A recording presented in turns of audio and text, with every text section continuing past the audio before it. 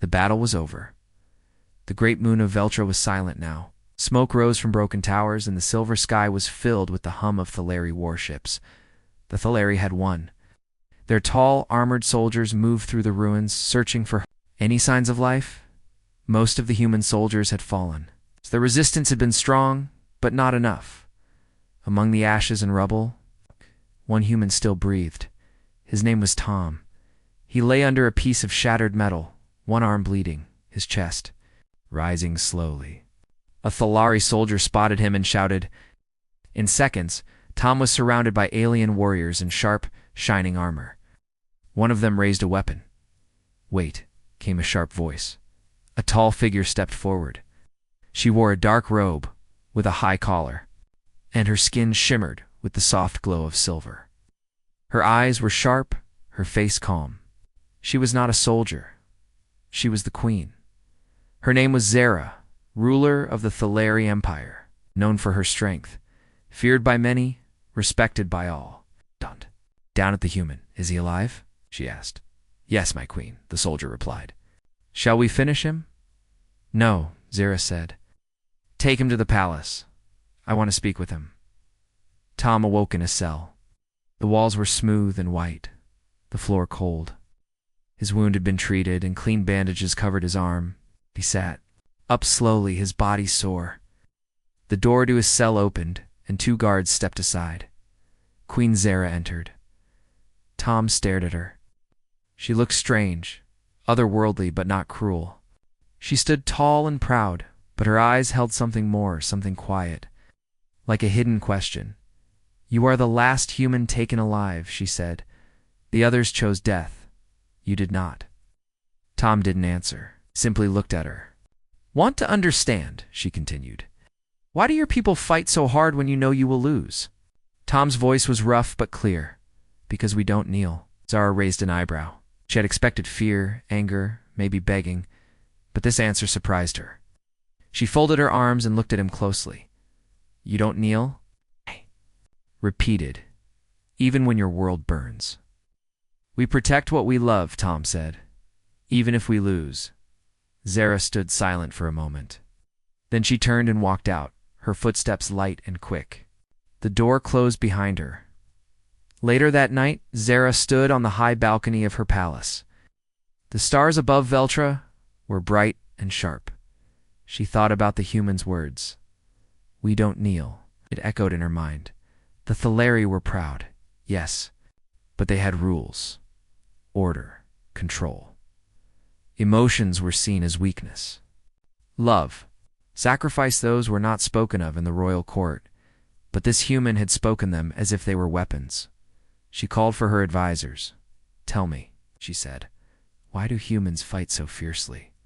"They are wild," one advisor said. "Emotionally disorganized." "They act on feeling," another added. "They have no logic." Zara nodded but said nothing. Deep inside, she knew there was more. She'd seen it in Tom's eyes. Something strong, something ancient. The next morning, she returned to his cell. Tom was awake, sitting quietly. "I want you to explain," Zara said. "What gives your kind?" "Such strength?" Tom looked up. "We feel fear, but we still stand. That's what makes us strong." Zara frowned. "You speak as if pain is power?" "No," Tom replied. "Enduring pain is power."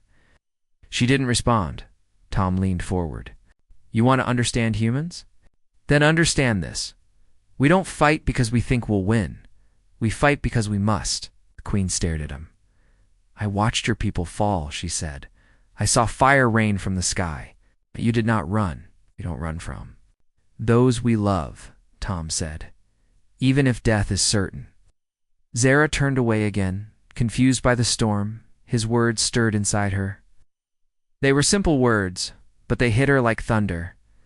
No one had spoken to her like this before. Zara did not visit the cell for 2 days. But her thoughts stayed with Tom. She read human books, watched recordings of Earth, saw videos of people laughing, crying, standing in front of danger for strangers. It made no sense. The Thaleri believed in strength through control. But humans, Believed in strength through feeling? Could they be right? She returned to the cell on the third night. Tom stood when she entered. "I've come with a question," Zara said. "Ask it," Tom replied.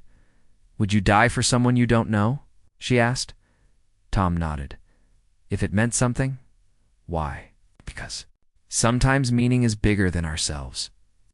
She stared at him again, long and silent. Then she said, "You are not what I expected." Tom gave a small smile. "Neither are you." That night, the Queen stayed awake, staring at the stars above Veltra. For the first time in years, she questioned her own heart, and the next morning, she whispered to herself a thought that would have been forbidden in her world. Perhaps feeling is not weakness. Queen Zara stood at the center of her quiet chamber. The room was large, its walls made of silver stone, glowing softly under the pale light of Veltra's twin moons. Yet the Queen felt no peace.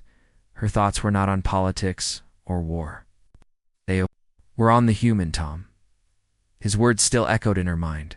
"To protect what we love, we don't kneel." They were simple words, yet powerful. They had shaken something inside her that had long been asleep. Zara turned to her advisor. "Corin, a wise elder with eyes like frozen glass. This human. He is not like the others," she said. "He is dangerous, my queen," Corin replied calmly. "His words may sound soft, but they can infect minds. That is the human way." Zara didn't answer. She knew Corin spoke with caution, but deep down. She also knew fear was guiding his words. "Bring him to the trial room," she finally said. "I want to test him." Tom was led out of his cell, hands bound, flanked by 2 guards. His body still ached from the battle, but he walked straight, his eyes calm. They brought him into a large chamber. It was circular, with a high ceiling, and strange lights circling the edges. In the center was a round platform. Queen Zara stood at the far end, dressed in a long dark robe. Her face was unreadable. "What is this place?" Tom asked.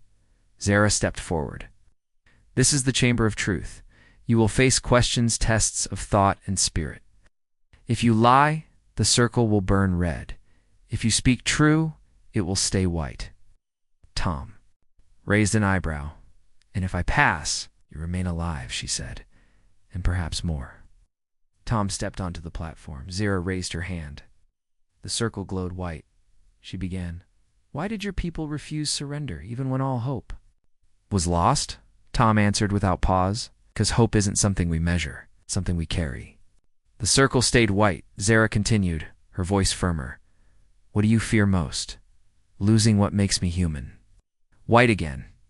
"What gives you the right to challenge an empire with your small, weak army?" "We don't need the right. We need the reason." Still white.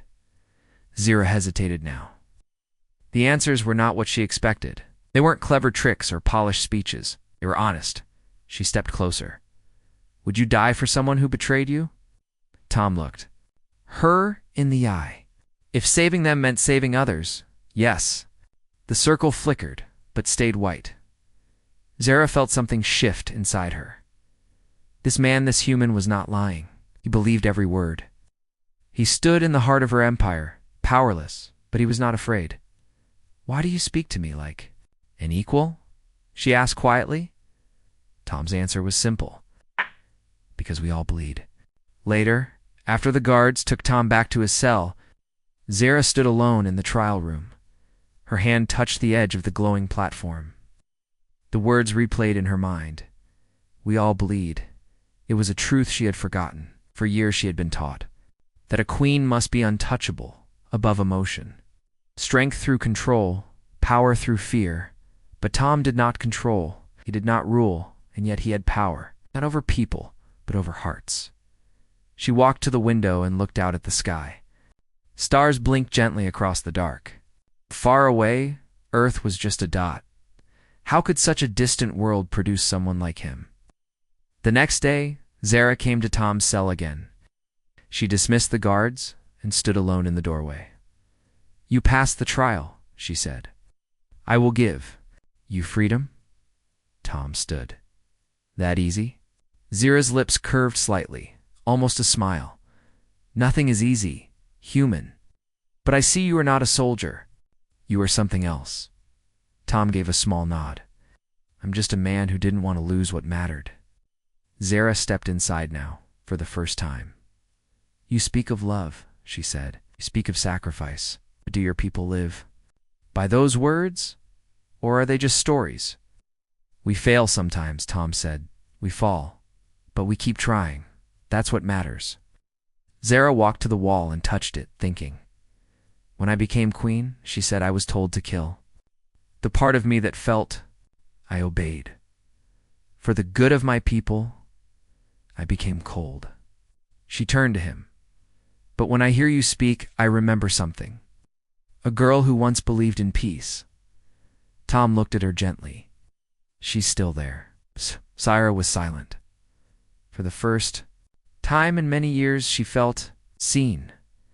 That night, a storm rolled over Veltra. The palace windows shook with wind and rain. Zara stood alone in her private chamber. Holding a crystal globe that once belonged to her mother, she thought about everything Tom had said. About strength, love, and the power of choosing hope over fear. She looked at her reflection in the glass. Then, she whispered to herself, I don't know if I'm strong enough. Elsewhere in the palace, Tom sat on his small bed. He stared at the smooth ceiling and thought about Earth, his old squad, and the lives lost in the war. He didn't know why Zara had spared him. But deep inside, he felt something was changing. In her, something important. And maybe, just maybe, it could change everything. In the days that followed, the palace became a quiet stage for unusual events. Queen Zara spent many hours thinking deeply about the human, Tom, whose simple yet strong words had stirred something long buried within her. Her palace, the queen organized a series of challenges, not to punish Tom, but to understand him better. She called these challenges the Games of Will. Tom was brought once more to the marble room. This room was different from any other in the palace. The floor was smooth and cool underfoot, and long, shining columns rose to a vast ceiling. The room carried an air of calm and quiet authority that made even the bravest feel small. Zara entered first, her steps measured and soft. Her dark robe swept the floor as she stopped before Tom, who had been sitting on a plain bench placed in the center of the room. The glow from the high windows filled the hall with gentle light. His eyes met hers, calm but curious. Today, Zara began in a firm but curious tone. I want to see if truth and willpower are stronger than duty and fear. Her voice was steady, and even the silences between her words felt heavy with meaning. Tom nodded slowly. I'm ready, he replied, his voice quiet yet clear, echoing a conviction that surprised even him. The first challenge was simple. Zara set before him an ancient parchment, a relic of human history. On it were inscribed questions known to test a person's deepest convictions. The parchment was old, its script faded, but the message was clear. Tell me, Zara said, what does hope mean for you? Tom took a breath. His gaze never wavered as he spoke. Hope is a light that shines in the darkest of nights. It does not promise an easy path, but it gives us the strength to move forward step by step. The room remained silent for a long while. Then, as if the quiet itself was acknowledging his truth, a soft light began to glow along the edge of the parchment. The glow was a sign that Tom's answer was accepted, a sign that his spirit had touched something real in the heart of the Queen's challenge, emboldened by the gentle light. Zara introduced the next test. She summoned a set of symbols carved into small stones, each marked with a different mark. These symbols represent the fears that bind us, she explained. Choose one and speak to it as if it were your greatest fear. Tom's eyes searched the stones thoughtfully. Finally, he picked one that had a deep, dark marking. I choose this one, he said, holding the stone in his hand. It symbolizes the fear of losing the people I love. He paused.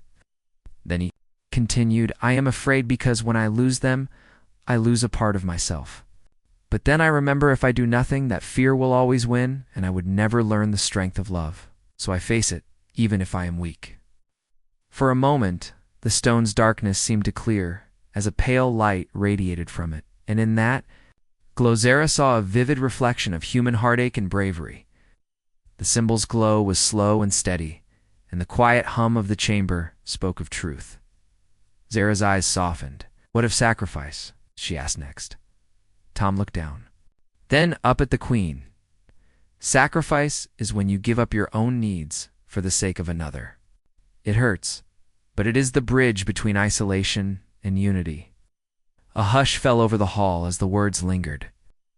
The stone beside him flickered ever so slightly, and Zara knew that every word from Tom was a step deeper into a world of feelings and thoughts that the Thaleri rarely allowed. The next challenge was not spoken but shown through actions. In a quiet corner of the same room, Zara had arranged a circle of mirrors. Each mirror held a different scene captured from Earth, images of families, battles, laughter, and tears. The mirrors were meant to show the trials and joys of human life. "Look at these images," she said. "What do you see?"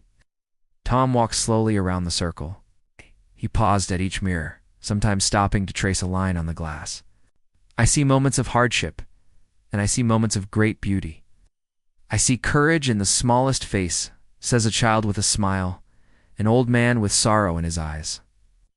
He stopped before a mirror, showing a group of people standing together in the face of danger. "I see that in unity there is strength. The people on Earth fight not because they are soldiers, but because they believe that together they can change what is around them." Zara watched him intently. With each mirror it was as if Tom was drawing the unseen map of human spirit and resilience. The mirrors, which had begun to show only individual images, started to reflect a larger woven tapestry, a beautiful and bittersweet story of a people who, despite the odds, always dared to hope and act. With these actions, the room echoed with silent acknowledgement of truth. The symbols, the parchment, and the mirrors all worked together, painting a picture of a spirit that was unique and undeniably powerful. Not through might alone, but through the simple, enduring will to overcome. After the challenges, Zara and Tom sat together in a quieter part of the palace garden. There, beneath a modest tree in a secluded courtyard, the air was fresh and filled with the soft hum of night insects. The garden was far simpler than the grand rooms of the palace, but carried its own gentle kind of magic. "Your answers and actions have shown me something new," Zara said softly. Her voice carried both caution and hope. "I have seen that strength does not only come from power or fear, but from the ability to embrace hope and feel deeply." Tom listened. His face was calm, but his eyes held the truth of a life full of struggle and compassion. "We might not look strong all the time," he replied simply, "but our strength is in our hearts. Even when all seems lost, we hold on to what is dear." Zara looked up at the clear night sky. "I have ruled my people with an iron will, believing that order was enough. I believe that feelings were a weakness." She paused, her gaze lingering on a bright star. "But you have shown me that feelings can be a source of real power." The conversation turned into a quiet sharing of memories. Zara spoke of her childhood, of days spent learning that strength meant ruling without error. Tom spoke of his home, a small, warm place on Earth where people gathered around fires and shared their stories, where laughter was as important as tears. Their words, simple and sincere, wove a tapestry that filled the night with the soft power of truth. In that garden, the two beings from worlds apart found common ground. They were not enemies, not even leader and captive, but two souls, searching for what truly made them whole. The challenges had not just tested Tom, but had also exposed Zara to a new way of a way of understanding that rule could be guided by wisdom, compassion, and hope, as much as by fear and power. The games of will were more than tests. They were a meeting of minds and hearts. With every question posed, with every reflection taken, the walls between the worlds began to slowly fall away. Zara realized that her people could learn from the wisdom that lay in a human heart, and perhaps this wisdom could help mend the long years of cold rule. As the night grew deeper, the soft murmurs of the garden seemed to celebrate this unlikely bond. In the gentle rustling of leaves, there was a promise of change, a promise that even in the most rigid of empires, the tender seed of understanding could take root and blossom. Tom's journey in the games of will was one of exposing not only his own truths, but also of opening a door in a world that had long been closed to change. His simple answers, filled with pain and hope, had begun to break through the traditions that had ruled over the Thaleri for countless generations. Zira's heart, built of duty and harsh lessons, trembled in the honest glow of his words. For the first time in ages, she allowed herself to question the old ways and to see that perhaps there was a better, kinder way to lead her people, a way that did not rely solely on power, but embraced the strength of unity and the warmth of human emotion. The games of will had shown them both that even across the vast distances between worlds, the truth of a simple heart could change the course of fate. In that quiet hall, beneath starlight and soft reflections, the seeds of understanding were sown, a beginning of a new chapter for both human and Thaleri alike. And so, the night continued, carrying the hope of new beginnings as two very different souls found solace and inspiration in each other's words. It was a gentle, yet powerful moment, a moment that spoke of change, courage, and the unyielding strength found in the will to be true. The palace of Queen Zira had never been a place of warmth. Its long silver halls, tall windows, and cold marble floors were built to impress, not to comfort. But after the games of will, something had changed in the air. It was quiet as always, but not the same kind of quiet.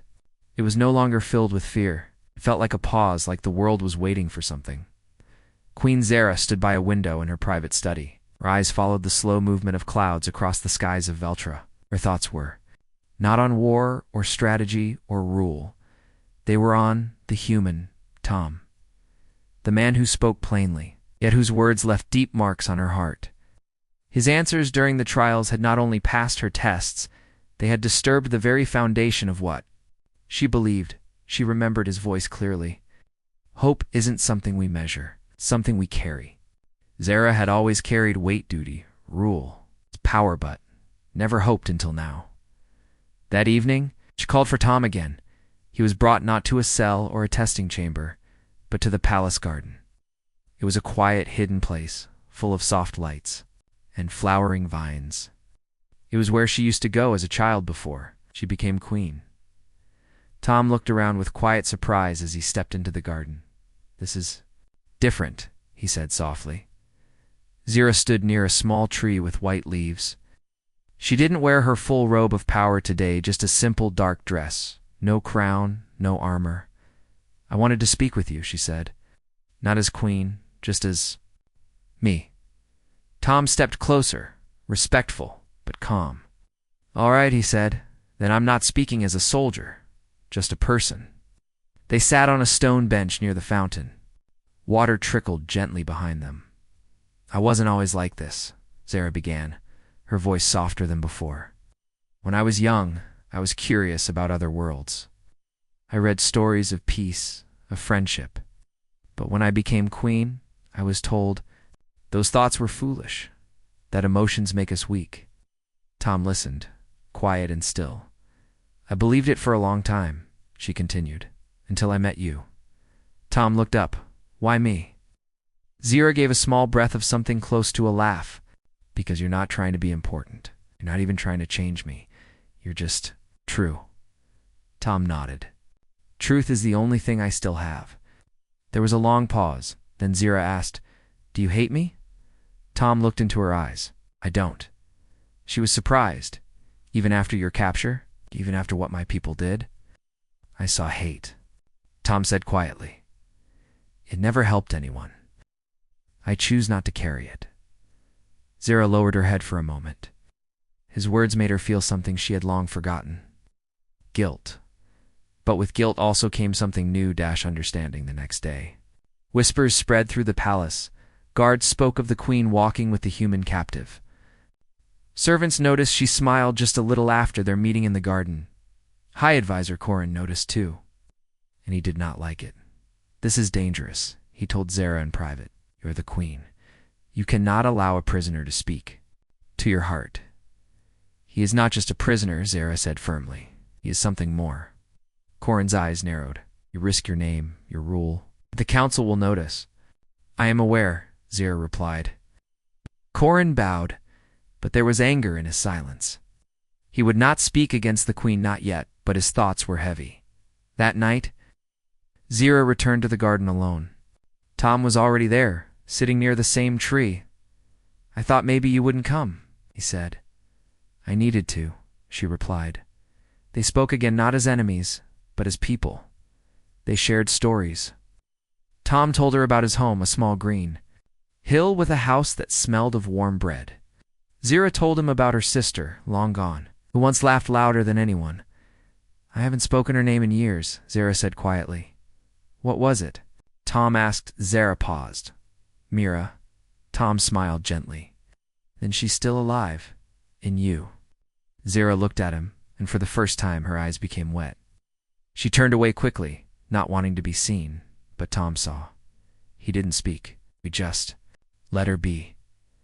Later, as the night deepened and the stars filled the sky, Zira looked up. "Your people," she said. "They believe in something bigger than war. Even in pain, they hold on to love, to hope. I used to think that was foolish." "And now?" Tom asked. She turned to him. "I think it's what my people are missing." Tom didn't reply. He simply looked at her with quiet respect. "You asked me once if I hated you," he said. "But I want to ask you something now." "Go on," she said. "Do you believe we're enemies?" Zira didn't answer right away. Then she shook her head. "No," she whispered. "Not anymore." Far above them, the moons of Veltra crossed in the sky, their soft glow touching the garden with pale light. And in that quiet place, something small but powerful began to bloom, not between a queen and a prisoner, but between two souls who had been shaped by pain and now reached toward peace. For the first time in years, Queen Zira felt something warm growing in the coldness of her rule. It was not fear, it was not doubt, it was a spark. The wind on the moon of Veltra had changed, carried whispers now, whispers of a queen who walked with a human, a queen who listened instead of commanded, a queen who was no longer the same. Queen Zira knew the walls had ears. She knew the High Council was watching her. Yet still, she met with Tom in the garden each night, speaking not of war, but of life. But peace was a fragile thing, and soon it would be tested. Early one morning, Advisor Corin stood in the center of the Queen's throne room. He held a scroll with a red seal. His voice was sharp, his tone cold. "The council has decided," he said. "The human must be executed." At once, Zira looked down at him from her throne. Her face remained calm, but her heart pounded. "By whose command?" "The will of the High Circle," Corin replied. "Aye." "The people demand a show of strength. They are uneasy. They believe you've grown." Soft, Zira stood. Her voice was strong. "I am still queen," yes, Corin replied, bowing slightly. "But for how long?" The warning in his words was clear. Tom was taken from his cell that afternoon. He walked without chains. No guards pushed him. Still, he could feel the heavy eyes of many watching him. He was brought to the execution square, wide stone platforms surrounded by silent crowds. High towers looked down. Banners of the Thaleri Empire waved in the cold wind. In the center stood Queen Zira. Her face was unreadable. She wore the black ceremonial robe of judgment. A silver staff rested in her hand. Tom stepped forward. He looked at her not as a prisoner, but as a man who understood what this moment meant. "I see," he said softly. "This is where it ends." Did not speak. A long silence passed between them. Then she raised her staff. The crowd waited, but instead of giving the order, she spoke. "This man is not a traitor. He is not a danger to our people. He is a mirror reflection of what we once were, and what we might still become." Murmurs rose from the crowd. Advisor Corin stepped forward quickly. "Your Majesty, the council demands. I am the council," Zira said loudly, "and I will ask the prisoner one final question before I decide." The crowd fell silent again. Zira turned to Tom. "You stand at the edge of death," she said, "and yet you are calm. Must ask what? Do you feel at this moment?" Tom looked around at the crowd, then back at her. "I feel no anger," he said, "I feel peace." Zara blinked. "Why?" she asked. "We may kill you, we may erase your name, and still, peace." Tom took a breath. "Because I forgive you." A gasp moved through the crowd like a wave. Zara's hand trembled.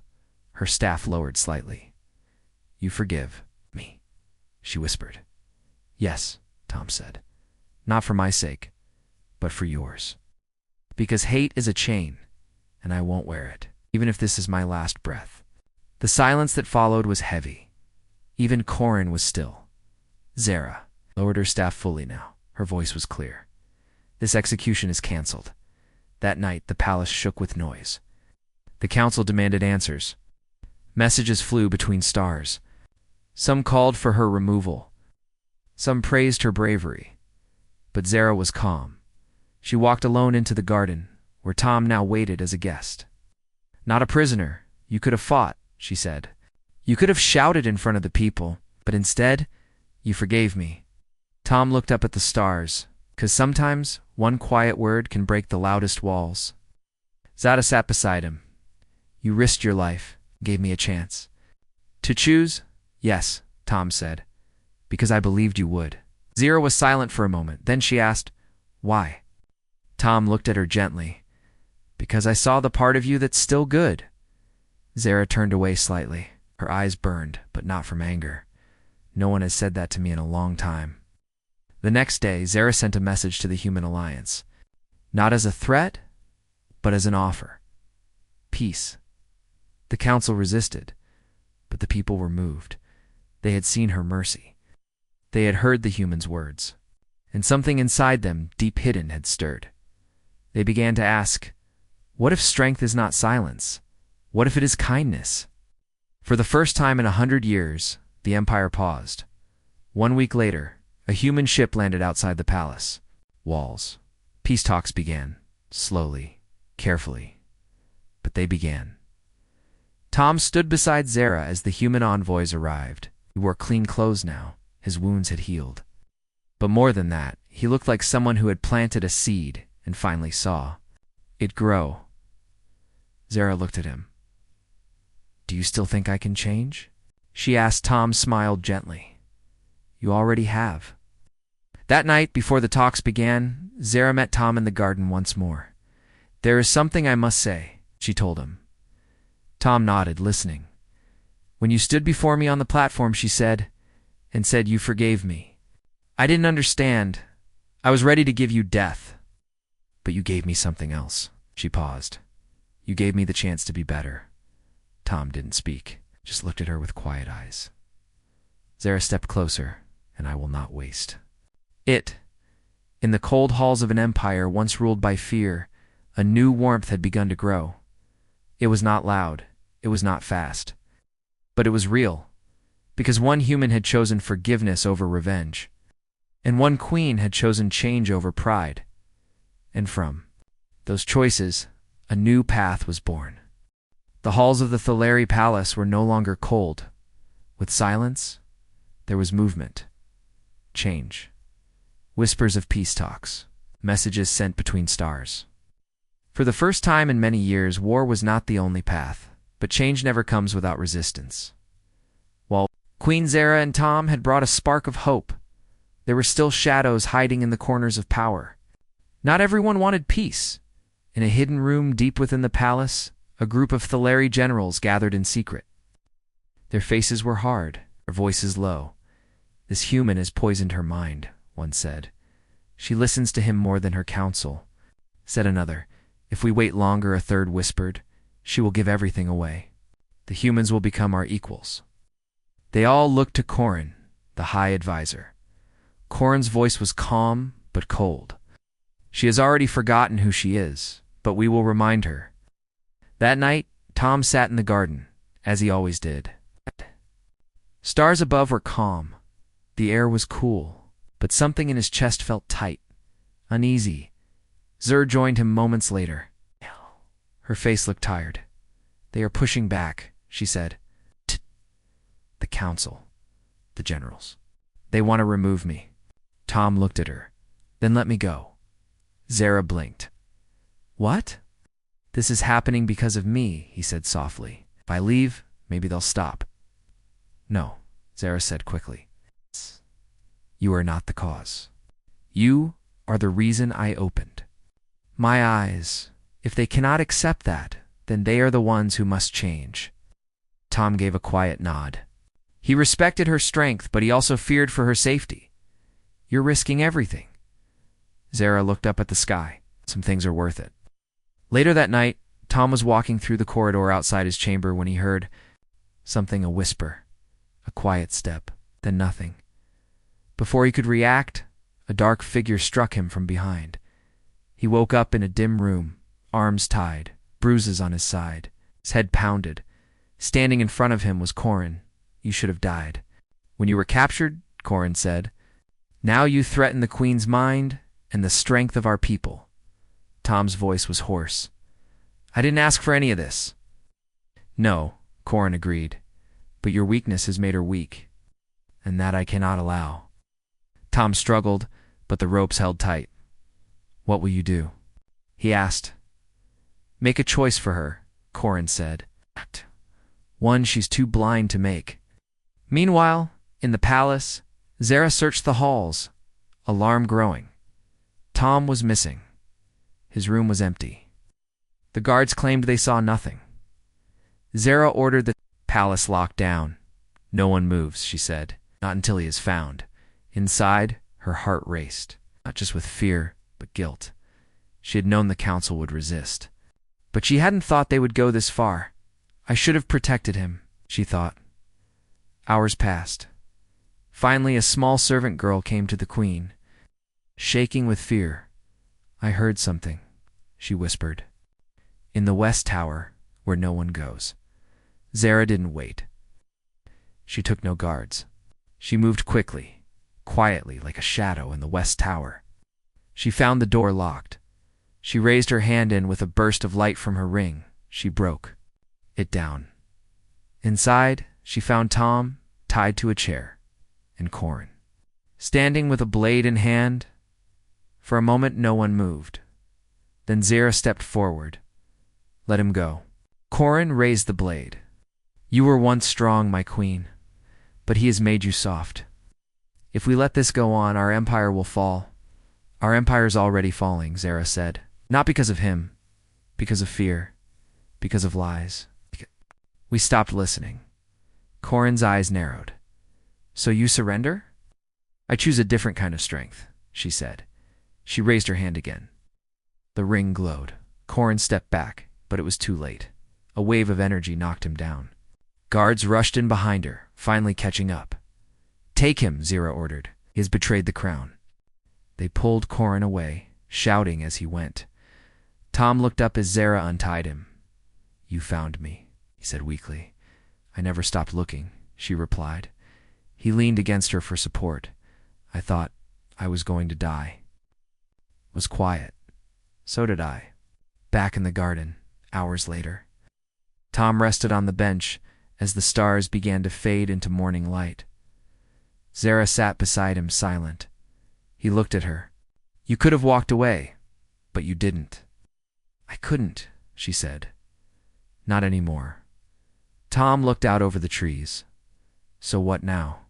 We tell the truth, Zara said. To the council. To the people. Tell them what happened. And then we let them choose. Tom nodded. You're giving them what they never had before. Yes, Zara said. A voice. By morning, the story had spread across the palace and then across Veltra. The Queen had saved the human. She had stopped the execution. She had stood against the council. The people listened. Some feared her choice, but many admired her courage, and for the first time in generations, hope became a word spoken without fear. That night, alone in her chamber, Zara looked at her reflection. I was once called the Iron Queen, she whispered. She placed her hand on her heart, but maybe it is time to be something else. In a world shaped by war, the choice to forgive, to protect, and to change is not weakness. It is the strongest choice of all, and Queen Zara had made it. The first light of dawn spread softly across the silver towers of the Thaleri Palace. The long night of fear and doubt was ending. A new day was coming, one filled with promise and change. Queen Zara stood on her balcony, looking out at the world she ruled. Her heart was full not with power or pride, but with hope behind her. In the garden below stood Tom. No longer a captive, no longer a prisoner of war, but a guest and a friend. The peace talks had begun. Leaders from the Human Alliance and the Thaleri Council met in a large hall filled with soft light. Voices rose and fell. Ideas were shared. Old wounds were spoken of, and new hopes were planted. Zara watched the humans with curiosity and respect. They were different from what she had imagined. Not weak, not foolish, but strong. Stronger than many in her court. Tom sat nearby, calm and quiet. He had become a symbol not just for humans, but for change. Suddenly the doors opened, and a group of Thaleri generals entered. Their faces were hard, their eyes cold. But today they did not come to fight. One stepped forward. "We have seen the courage of the Queen," he said. "We have seen the strength of her choice. We stand with her." The room fell silent. Then another voice rose. "We will work for peace," said another general, and slowly. Others nodded. Outside, the crowds gathered in the streets. For the first time, they did not shout for war. They whispered of hope. Children played under the glow of the moons. Families walked together. The air was lighter. Zara and Tom stood side by side in the garden, watching the new world take shape. "Do you regret anything?" Zara asked softly. Tom shook his head. "No, I came here a prisoner. Now I am a part of something greater." She smiled. "You have taught me much." "And you have taught me," Tom replied, "that even the coldest hearts can warm." Past, the two worlds worked together. Trade routes opened. New friendships formed. The Empire and the Alliance learned from each other. Zara found herself laughing more. She shared stories of her childhood, of her sister Mira. Tom told stories of Earth, of green forests and blue skies. The Queen and the human had become a bridge between worlds. One evening, under the stars, Zara stood alone, looking at the horizon. A soft voice came behind her. "Do you believe it will last?" Tom asked. She turned to him. "I do," she said, "because we chose it."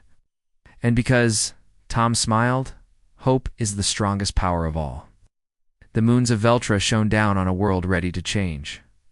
A world where a queen's heart was, opened by a human's truth. A world where peace was born not from weapons or fear, but from understanding and courage. And so, the story of the alien queen and her human captive ended not with death, but with a new beginning.